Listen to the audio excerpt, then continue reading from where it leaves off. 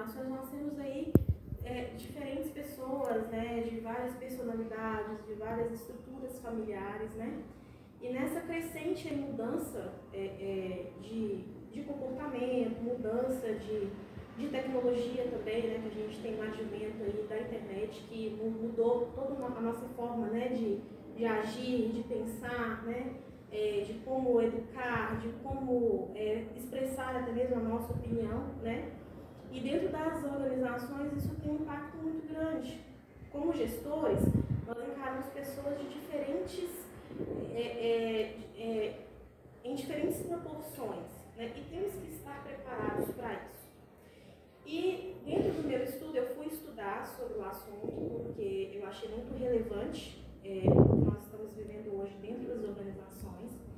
E dentro dos meus estudos, eu pude verificar que as organizações hoje, da forma como a maioria se encontra, desenvolver um ambiente perfeito para que o assédio moral possa acontecer. Então, por isso eu acho importante falar sobre esse assunto.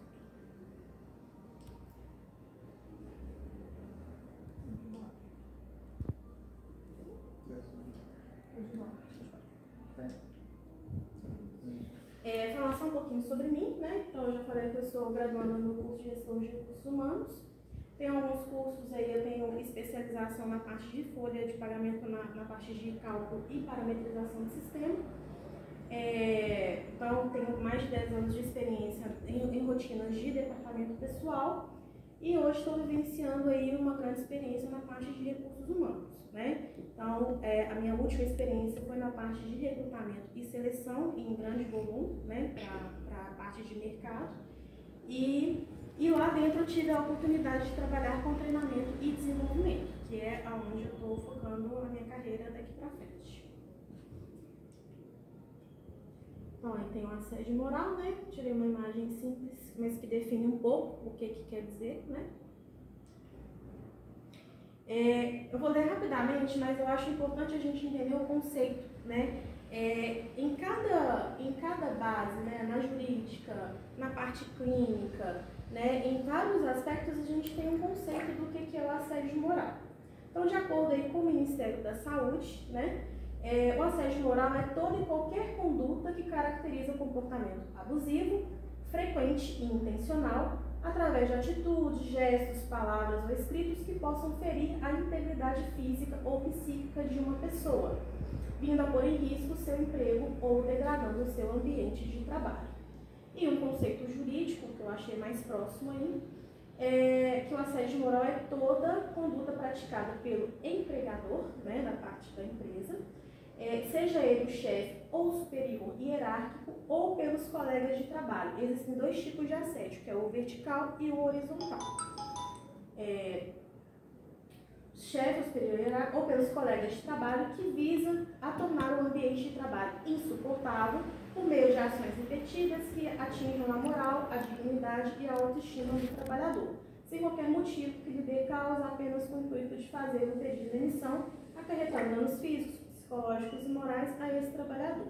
Então, assim, por premissa, esse é o conceito do assédio, mas aí a gente vai repassar um pouco em tópicos o que isso quer dizer. Então, como identificar que está ocorrendo o assédio moral, tá?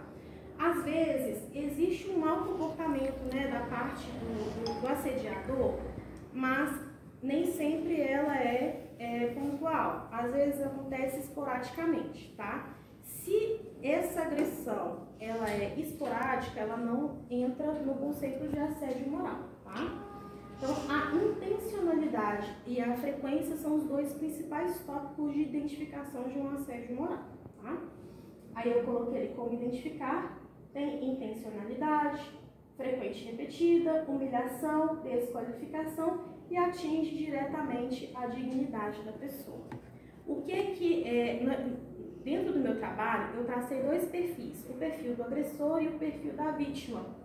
O agressor, ele tem em si essa necessidade de sugar a vitalidade da vítima, né? Não só sugar essa vitalidade, mas também de anular. Ele funciona como um parasita dessa pessoa, né? Então, tudo que essa pessoa faz, o agressor ele tem a tendência de tomar méritos para si, né? Dentre a agressão, dentro da agressão em si, tem vários passos, né? Tem várias etapas que o assédio moral ele atinge, né? Tem a objetificação, ou seja, a vítima ela serve apenas para um fim para esse agressor, né? Ou seja, para que ele tenha prazer e para que ele tenha ascensão na carreira dele, ele precisa aí dessa objetificação, né? A pessoa ela começa a perder a identidade dela. Por quê? Ele começa a impor aquilo que ele... como é que eu vou explicar? A pessoa tem uma certa personalidade, vamos supor que seja uma pessoa feliz, divertida, descontraída no trabalho. Então, uma das formas dele desqualificar essa pessoa, dele anular o que essa pessoa para que ele atinja um meio determinante, é dizer que esse tipo de comportamento não é cabível dentro de uma organização, né? Fazer reuniões pontuais e humilhar e expor essa pessoa com por causa desse tipo de atitude, né? Por exemplo, chamar a atenção dessa pessoa sem um motivo real ou cabível, então isso também se enquadra. Então aí a gente tem aí uma desqualificação da pessoa, tem a humilhação da pessoa, né? E a vítima frequentemente são pessoas que às vezes já passaram por um processo mesmo de agressão ou alguma coisa do tipo, mas que não percebem o que acontece. Então existe uma comunicação. Primeiro, existe uma sedução do agressor. Então primeiro ele vai nessa pessoa, né, na hora de contratar principalmente, né, elogia aquela pessoa, fala que realmente está dentro do perfil, mas o que acontece depois que quando a pessoa começa a perceber que está acontecendo alguma agressão, esse agressor já muda completamente o foco, então já começa ataques mais pontuais, já não é tão velado assim, mesmo para tentar forçar essa pessoa a um pedido de demissão, a saída da empresa, uma vez que se essa pessoa não ceder a esses caprichos, ela simplesmente tira e coloca outra pessoa no lugar para continuar repetidamente esse abuso, tá? E aí, o assédio moral é muito vasto, gente. Assim, claro que aqui eu não vou conseguir exemplificar tudo, né? No meu artigo tem mais detalhado o que acontece. Mas existem consequências a curto, médio e longo prazo, né? Nas vítimas, então eu coloquei ali na saúde psíquica, que é a mais afetada, né? Então a pessoa às vezes já sofre de algum transtorno de ansiedade e isso acaba atingindo ainda mais, a pessoa fica mais ansiosa, pode cair numa depressão, né? Baixa autoestima, ansiedade, raiva, depressão, dentre vários sentimentos aí, vários comportamentos aí que a gente consegue verificar dentro da saúde psíquica. E a gente sabe que a saúde psíquica ela é a principal que a gente precisa para ser bons profissionais, né? Sem isso a gente não tem a base e aí já começa a afetar a parte emocional e a parte física, né? Inclusive os relacionamentos, né? Os nossos relacionamentos interpessoais. Então acaba sendo abalados também, né? Então muita queda de cabelo, perda ou ganho súbito de peso acontece frequentemente para quem está sofrendo um assédio. Gastrite nervosa acomete muito pessoas que estão sofrendo assédio, porque realmente é algo assim, devastador, né? E na organização, a organização ela perde muito porque além dela estar perdendo ali talvez um grande capital intelectual, né? A gente sabe que hoje termos grandes equipes, boas equipes, exige trabalho, exige treinamento, exige dedicação, exige um esforço muito ímpar, né? E, infelizmente, algumas organizações veem no RH ainda uma despesa e não um investimento, né? E isso tem que mudar. Por quê? Porque as empresas são feitas de pessoas. Mesmo em home office, mesmo trabalhando só à noite ou de qualquer forma de trabalho, as organizações são feitas de pessoas. Então, se o empregador, se as organizações não passar a ver o capital intelectual, o capital humano, de fato, como o principal capital que esse empregador tem para poder dar uma guinada no seu negócio, então, o futuro das organizações, elas estão aí correndo muito perigo, né, de a gente entrar em um colapso aí. Ainda mais com a geração Z vindo por aí, né, que é uma geração que tem muita informação, mas não tem gerenciamento emocional para lidar com o filtro com essas informações, né? E são essas pessoas que estão chegando para as organizações. Então, assim, é muito importante porque perda de talentos, a gente tem diminuição de vendas, a gente tem aumento de despesa, consequentemente, desvalorização do employer branding, né, que é como que o empregado percebe a marca. E isso, gente, hoje, como a gente está aí nesse mundo tecnológico das mídias sociais, essas empresas que não estão visualizando esse futuro aí, estão queimadas no mercado. Então, assim, acaba que essas empresas nem conseguem mais contratar bons colaboradores, né? Principalmente de alta gestão. Por quê? Porque o nome dessa organização já está queimado no mercado. Porque um colaborador fala com o outro, fala com um amigo, fala com o pai. E aí essa empresa, além de desvalorização do próprio capital humano, ainda não consegue trazer de fora bons profissionais. Então, as consequências aí, tanto para a vítima quanto para a organização, são gigantescas. E aí, como lidar? Juridicamente, eu não vou entrar muito especificamente porque não é a minha área, né? Eu preciso estudar mais para poder falar com mais propriedade, mas é direito da vítima, sim, processar, né? Entrar em processo se ela se sentir lesada, né? Deve estar paramentado de provas, né, para poder apoiar aí, e há vários caminhos que pode se tomar, então, tomar de decisão quanto à parte jurídica, que é a rescisão direta, se a pessoa ainda trabalhar nessa empresa, né, indenização e aí dentre outros, né, que cabe o dano moral e dentre outras coisas.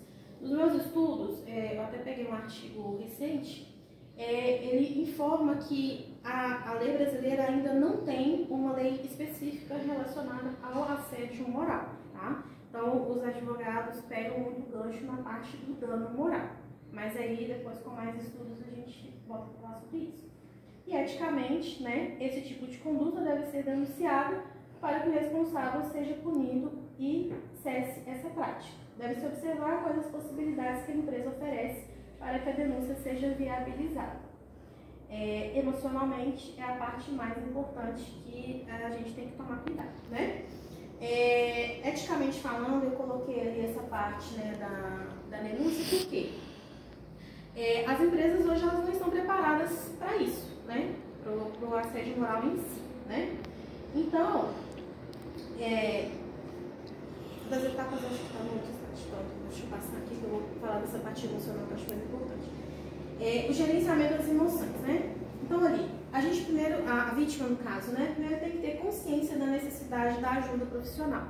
Essa pessoa precisa da ajuda profissional. Por quê? Como entra muito na parte psiquiátrica, na parte psicológica, e é a nossa base, né? Para a gente profissionalmente, para nossas boas relações, né, no nosso ambiente familiar, a gente precisa de ajuda profissional. A vítima, no caso, precisa de uma ajuda profissional, sim, tá? E é muito importante ter essa consciência. Ignorar todas as inverdades relacionadas ao caráter e ao profissional, principalmente no que diz respeito à dignidade, tá? Uma parte das agressões, a parte principal das agressões, ela foca principalmente na pessoa, não foca no profissional. Você é muito irresponsável, você é incompetente. Mas por quê? Me justifica por que eu sou incompetente. O agressor, ele não sabe dizer exatamente por que aquela pessoa é incompetente, ele simplesmente, a opinião dele começa a ser imposta, né? E então afeta diretamente a dignidade. Então, a vítima, ela precisa ignorar essas inverdades. É muito difícil, porque como ela já está enredada ali em todo aquele ambiente, em todo aquele processo, mentalmente falando, ela não tem, e emocionalmente falando, ela não tem muitas condições de reagir, mas é preciso. Então, a primeira providência é ignorar essas mentiras.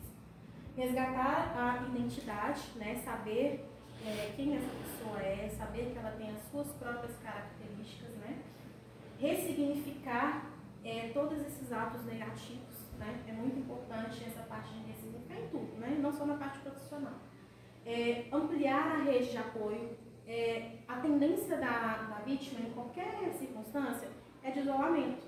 Então, ampliar a rede de apoio no ambiente de trabalho, no ambiente familiar, procurar novas amizades, novos círculos de amizades, ajuda muito nesse processo. Somente ajudar a outros quando o processo interno estiver em fase de resolução. Por quê? Às vezes, a vítima se vê tão incomodada com aquela situação que ela acha que o correto fazer é ajudar outras pessoas. No avião, eu nunca voei, mas eu sei que existe isso, né? Quando a aeromoça ela está treinando, né? Em caso de acidente, por exemplo, quando cair a máscara de oxigênio, você deve primeiramente colocar em você. Por que existe essa premissa? Porque se você não estiver calmo, controlado, emocionalmente estável e respirando, você não consegue ajudar a ninguém. Nem ao filho que está do lado, nem a outra pessoa que está do lado. Então, a premissa é a mesma. É somente ajudar quando a pessoa, de fato, estiver bem estabilizada e resolvida para isso. Atenção.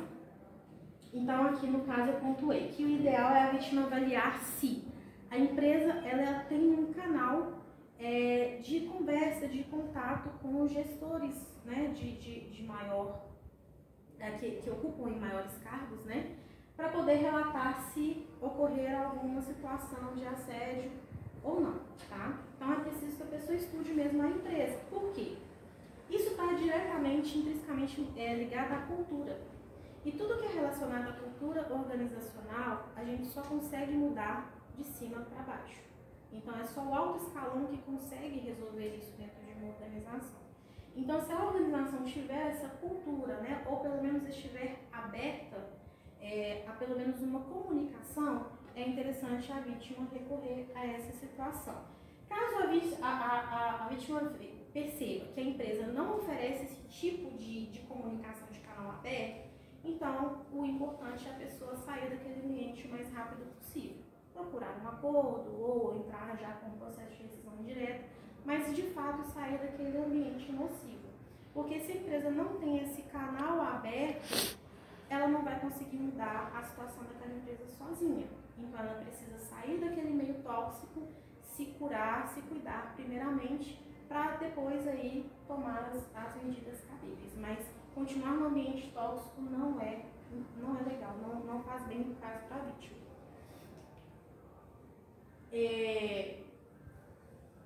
Coloquei ali, então, em suma, é isso, né? Claro que o assédio moral tem, muita coisa para ser estudada ainda, acho que tem muita coisa para a gente abordar, tem muitos questionamentos para a gente fazer, né? O importante é dar voz, né, às vítimas, é dar voz a pessoas que estão formando, né? O que eu mais vi nesse semestre foi o chá, né? Que é conhecimento, competências, habilidades e atitude, né? E dentro da competência ali cabe o conhecimento também, né? Então, é importantíssimo a gente conhecer sobre qualquer coisa que a gente vá fazer. Conhecer, ter habilidade, buscar habilidade de como fazer, de buscar ferramentas de como fazer e, sobretudo, ter atitude. A gente não consegue nada sem ter uma atitude em relação a qualquer coisa na nossa vida, né? E coloquei essa frase aí: imagine que você é um chaveiro. Imagine que toda dor que passamos é o metal. Se usássemos a ressignificação como instrumento para fazer a chave e o resgate da nossa identidade como segredo, abriríamos qualquer porta que quiséssemos, né? Levando em princípio aí que tudo que a gente passa, a gente pode e deve carregar como aprendizado, né? É doloroso, é muito difícil, mas a gente precisa usar todas as nossas dores, a gente precisa se utilizar de tudo que acontece em nossa vida, de todas as coisas que vêm nas nossas vidas, para quê? Para a gente abrir qualquer porta que a gente quiser. Eu usei como indicação de leitura esse livro, que é da Mary Francis Irigoyen, não sei se lê assim, né? O nome dela é um pouquinho difícil. É uma psiquiatra que ela se especializou em vitimologia, né, lá nos Estados Unidos, e ela tem uma série de livros falando sobre o assédio moral, né? Então no livro ela diz bem, né? Ela desenvolve bem essa conversa do que é, e ela chama de a violência perversa do cotidiano, que eu acho que se encaixa perfeitamente nessa conversa.